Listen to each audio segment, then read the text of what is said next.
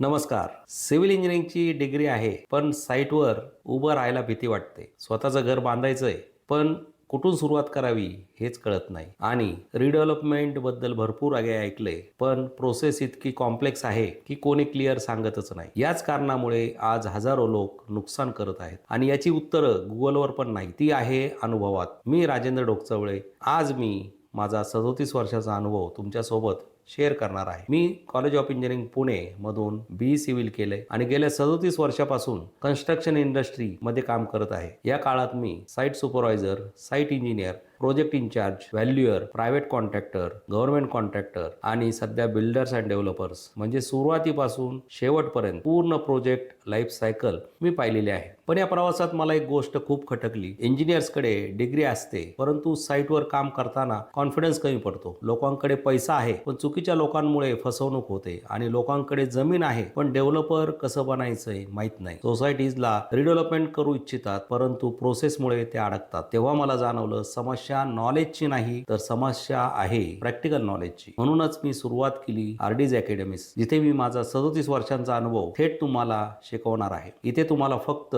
शिकवलं जाणार नाही, तर तुम्हाला तयार केलं जाणार आहे. तुम्ही काय शिकणार आहात? Estimation and costing, valuation, rate analysis, developer कसं बनायचं, कॉन्ट्रॅक्टर कसं बनायचं, रिडेव्हलपमेंटची कम्प्लीट प्रोसेस काय असते, सेल्फ रिडेव्हलपमेंट म्हणजे काय. अशा पद्धतीचे विविध कोर्सेस 100% प्रॅक्टिकल आहेत. स्टेप बाय स्टेप मी त्या प्रोसेस तुम्हाला शिकवणार आहे. क्वालिटी कसं मेंटेन करायचं आणि सगळ्यात महत्त्वाचं म्हणजे हे कोर्सेस मी स्वतः कंडक्ट करणार आहे, म्हणून तुम्हाला मिळेल डायरेक्ट एक्सपिरियन्स लर्निंग. जर तुम्हाला जॉब मिळवायचा असेल, स्वतःचा बिझनेस सुरू करायचा असेल किंवा तुमचं घर योग्य पद्धतीने बांधायचं असेल, तर हा चॅनल आत्ताच सबस्क्राईब करा. पुढच्या व्हिडिओमध्ये मी सांगणार आहे बांधकाम सुरू करताना लोक करतात त्या 5 मोठ्या चुका, आणि त्या चुका टाळल्या तर तुम्ही लाखोंचं नुकसान वाचवू शकता.